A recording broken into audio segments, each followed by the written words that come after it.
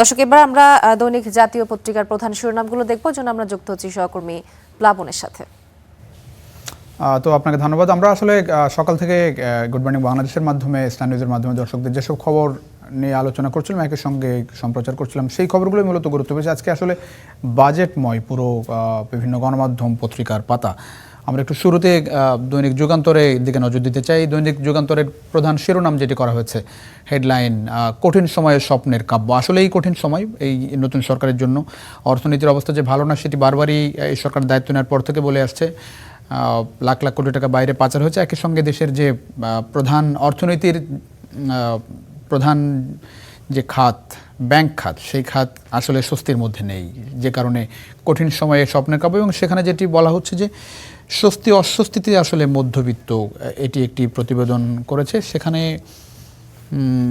যেটি বলা হচ্ছে, কর্মুক্ত আয় সীমা 25,000 টাকা বেড়েছে, এটি একটি স্বস্তির জায়গা। নিত্য প্রয়োজনীয় কর পণ্যে 60টি পণ্যে আসলে কর কমেছে, যেটি প্রভাব পড়তে পারে দ্রব্যমূল্যের বাজারে, নিত্যপণ্যের বাজারে। পাশাপাশি ওষুধের দাম কমতে পারে, যেটিও বড় স্বস্তির খবর। এবং পাশাপাশি বিভিন্ন কার্ড তো আছে, ফ্যামিলি কার্ড, কৃষক কার্ডের মতো কার্ড তো আছে। যারা একেবারে নিম্নবিত্ত মানুষ, তাদের কাছে সরকার সহায়তাগুলো পৌঁছে দেওয়ার চেষ্টা করছে। পাশাপাশি বিনিয়োগজনিত কর রেয়াতের সীমা কমেছে। স্বর্ণ বিক্রি করলে মূলধনী কর দিতে হবে, স্বর্ণ বিক্রির উপরে আসলে কর দেওয়ার কথা বলা হয়েছে। এই বাজেটে বাড়ি নির্মাণের খরচ আসলে বাড়বে, এই জায়গাগুলোই কর বাড়ছে। পাশাপাশি করমুক্ত আয়সীমা 25,000 টাকা বেড়েছে, নিত্য প্রয়োজনীয় 60 পণ্যের কর কমেছে, ওষুধের দাম কমতে পারে, সেটি বড় স্বস্তির জায়গা।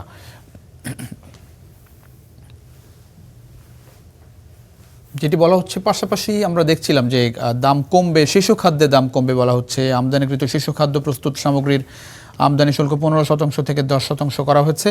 মশলার দাম কমবে এবারের বাজেটের মাধ্যমে। মোবাইল ফোন, স্থানীয়ভাবে যেসব মোবাইল ফোন উৎপাদন, সেই জায়গায় 22টি উপকরণের অগ্রিম আয়কর 5% থেকে কমিয়ে 1% করা হয়েছে।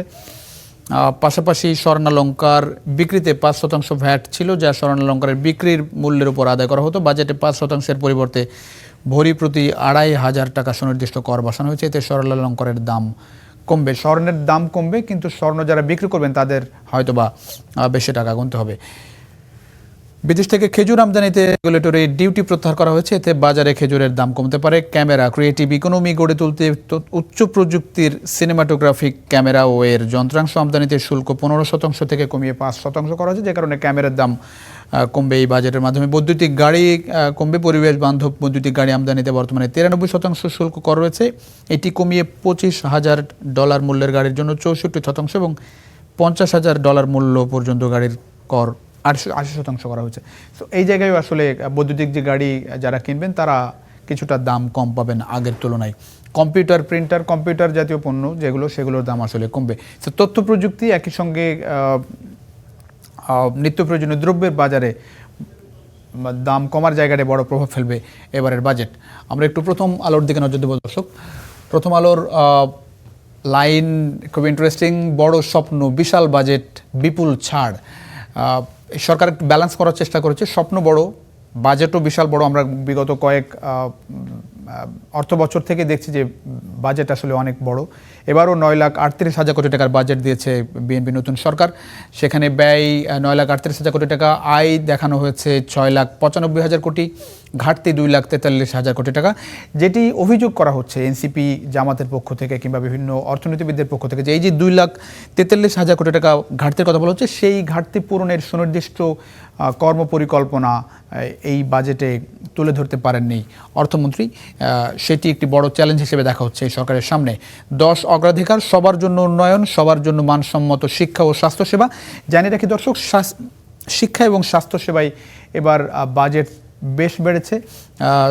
স্বাস্থ্য খাতে প্রায় দ্বিগুণ বাজেট বেড়েছে, শিক্ষাতে উল্লেখযোগ্য সংখ্যক পদক্ষেপ নেওয়া হচ্ছে। একই সঙ্গে এই বাজেটের মাধ্যমে একেবারে এই সরকারের অবস্থান জানানো হয়েছে যে শিক্ষা স্বাস্থ্যে এই সরকার আসলে গুরুত্ব দেবে, যে কারণে আগের তুলনায় শিক্ষা স্বাস্থ্য খাত থেকে বাজেট বাড়ানো হয়েছে। সর্বজনীন সামাজিক সুরক্ষা এই সরকার শুরু থেকেই গুরুত্ব দিচ্ছে।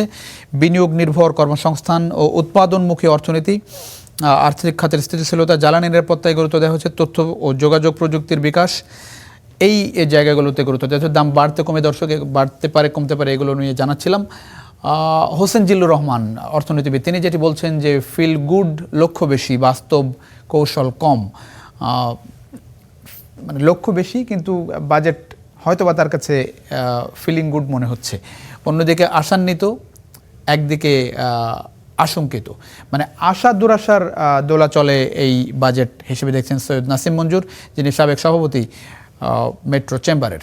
ব্যাংক হিসাবে লাগাম টানবে TIN, এই জায়গাটাই বেশ কৌশল করেছে এই সরকার। আমরা একটু অর্থনীতিতে স্থিতিশীলতা ফেরানো ও ইশতেহার বাস্তবায়নে বড় চ্যালেঞ্জ আছে, পুনর্গঠন ও সংস্কারের চ্যালেঞ্জ ইত্তেফাক বলছে। জাতীয় বাজেটে রাজস্ব প্রাপ্তির লক্ষ্য 6,95,000 কোটি, সামগ্রিক ঘাটতি 2,43,000 কোটি, শিক্ষায় রেকর্ড 1,36,000 কোটি টাকা বাজেট, যেটি বলছিলাম যে সরকার শিক্ষা এবং স্বাস্থ্য খাতে বেশ গুরুত্ব দিয়েছে। আমরা একটু আমার দেশ পত্রিকা আমরা বরাবরই দেখি যে সরকারের গঠনমূলক সমালোচনা সবসময় করে। আবারের আজকের যে শিরোনাম সেটি একটু পজিটিভ মনে হচ্ছে, উদ্যোক্তা ও তরুণ বান্ধব বাজেট, যেখানে এক নজরে আয় ব্যয়ের খতিয়ান তুলে ধরা হয়েছে শিরোনামের মধ্যে দিয়ে। পরিচালন ব্যয় কোন খাতে কত কর সেটি একটা গ্রাফিক্সের মধ্য দিয়ে বাজেট তুলে ধরা হয়েছে। মূল্যস্ফীতি নিয়ন্ত্রণের প্রতিশ্রুতি বাস্তবায়নে কঠিন পরীক্ষা দিতে হবে সরকারকে, যেটি একজন অর্থনীতিবিদ বলছেন। বিশ্বকাপের জমকালো উদ্বোধন, আমরা বিশ্বকাপ শুরু হলো দর্শক, যদিও বাজেটের ভিড়ে বিশ্বকাপ বাংলাদেশের যে পত্রিকাগুলো আমরা দেখছিলাম সকালবেলা, এই পত্রিকার আসলে খুব বেশি জায়গা পায়নি, কারণ বিশ্বকাপের থেকে বাংলাদেশের মানুষের কাছে আসলে বাজেটটা অনেক বেশি গুরুত্বপূর্ণ। আর এবারের বাজেট যেটি আসলে সরকার বারবারই বলছে যে অর্থনীতির অবস্থা ভালো না, তার মধ্য দিয়ে সরকার আসলে কেমন বাজেট দেয় সেটিতে নজর সবার ছিল। সে কারণে ছোট্ট একটা নিউজ আমরা দেখছি যে আমার দেশ জমকলে আয়োজন উদ্বোধন হয়েছে এবং মেক্সিকো ও দক্ষিণ আফ্রিকার খেলা দিয়ে কালকে রাত 1টায় বিশ্বকাপের যাত্রা শুরু হলো এবং সেই খেলায় কিন্তু স্বাগতিক মেক্সিকো 2-0 গোলে দক্ষিণ আফ্রিকা হারিয়ে শুভ সূচনা করেছে। সরকারি চাকরিজীবীদের নতুন পে স্কেল জুলাই থেকে একটি শিরোনাম করেছে। অস্ট্রেলিয়াকে উড়িয়ে দিয়ে বাংলাদেশের ঐতিহাসিক সিরিজ জয়, যেটি নিয়ে আমরা শুরুতেই দর্শক এই খবরটা আসলে জানিয়েছিলাম। সেই জায়গায় বাংলাদেশের শিবিরে একদিকে উচ্ছ্বাস আনন্দ, অন্যদিকে ক্যাপ্টেন মিরাজ হাসপাতালে এখনও 24 ঘন্টার পর্যবেক্ষণে তিনি আছেন। সবাই আশা করছেন তিনি দ্রুত হাসপাতাল থেকে ফিরবেন সুস্থ হয়ে, একেবারে মাথায় আঘাত পেয়েছেন তিনি। আমরা একটু নিউ এজে নজর দেব দর্শক। Largest budget focuses on social safety, education and health, এই 3টি খাতে সবচেয়ে বেশি গুরুত্ব দেওয়া হচ্ছে দর্শক। সোশ্যাল সেফটি সামাজিক নিরাপত্তা খাত, কৃষক কার্ড, ফ্যামিলি কার্ড, আমরা দেখছিলাম যে অর্থমন্ত্রী বলেছেন যে প্রবাসীদের জন্য কার্ড দেয়া হবে। পাশাপাশি শিক্ষা এবং স্বাস্থ্য খাতে অনেক বেশি গুরুত্ব দেওয়া হচ্ছে। Government sets lofty revenue target আমিড challenges, অনেক চ্যালেঞ্জ সত্ত্বেও এই 3টা জায়গায় অনেক বেশি গুরুত্ব সরকার দিয়েছে। পে স্কেল চালু হচ্ছে নতুন সরকারের মাধ্যমে পহেলা জুলাই থেকে, সেটি একটি গুরুত্বপূর্ণ খবর। এই খবরগুলো ঘুরে ফিরে এসেছে। একটি দেখতে পাচ্ছেন যে একটা ছোট্ট একটু বড় করে একটা ছবি দেওয়া হয়েছে, ইনফ্লেশন, বরোয়িং, ডেফিসিট, ইনফ্লেশন। অর্থমন্ত্রী যে চ্যালেঞ্জের মধ্যে আছেন, ডেফিসিট থেকে বাজেট গোলে পৌঁছাতে তাকে ডেফিসিটের মধ্য দিয়ে অনেক বড় চ্যালেঞ্জ উতরিয়ে তাকে লক্ষ্যে পৌঁছাতে হবে। দৈনিক ইনকিলাব, আমরা একটু জাস্ট প্রথম পেজটা যদি একটু দেখতে চাই, $1 ট্রিলিয়ন অর্থনীতির রূপরেখার কথা বলা হচ্ছে এখানে।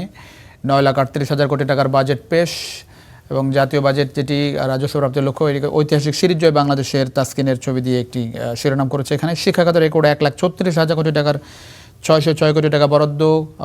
কালো টাকা সাদা করার সুযোগ অর্থমন্ত্রী দিয়েছেন বিএনপি সরকার এবারও। এবং চিন্তাশীল বাজেট কিন্তু বাস্তবায়নে আর্থিক ভিত্তি দুর্বল, যেটি ডক্টর দেবপ্রিয় ভট্টাচার্য বলেছেন। স্বাস্থ্যসেবা উন্নয়নে কোনো নির্দেশনা নেই, উচ্চাভিলাষী ও বাস্তবতা বিবর্জিত বাজেট, এনসিপি বলছে। 8 দিন হাসপাতালের লাইসেন্স বাতিল, সেটিও একটি গুরুত্বপূর্ণ খবর। মেট্রো রেলেও ছাড়, 65 বছরের বেশি বয়সীদের লাগাম লাগবে না ট্রেন ভাড়া। কৃষক কার্ডের জন্য বাজেটে বরাদ্দ 1 লাখ কোটি টাকা। 42,000 কোটি টাকার বাজেট প্রতিরক্ষা বাজেটে। স্বাস্থ্য খাতে 69,000 কোটি টাকা বাজেট। সব মিলিয়ে এই ছিল বাজেট নির্ভরই এবারের আজকের এই শুক্রবারের পত্রিকার পাতা। পাশাপাশি আমরা দেখলাম যে সেই জায়গায় বলা হয়েছে যে এবারের বাজেট অর্থনীতিবিদরা কিংবা যারা বাজেট নিয়ে বাজেট পর্যবেক্ষণ করেন তারা যেমনটা বলছেন যে এই বাজেট সামনে অনেক বড় চ্যালেঞ্জ বাস্তবায়নে। সুনির্দিষ্ট লক্ষ্যমাত্রা থাকলেও লক্ষ্যমাত্রা পূরণে আসলে কী ধরনের পদক্ষেপ নেওয়া হবে সেই পদক্ষেপগুলো এখন পর্যন্ত স্পষ্ট নয়। পাশাপাশি বিশ্বকাপ, একই সঙ্গে বাংলাদেশের অন্যতম নজর যেটি ছিল আসলে বাজেট, বিশ্বকাপ, এই দুটি নিয়েই মূলত আজকের পত্রিকার পাতা।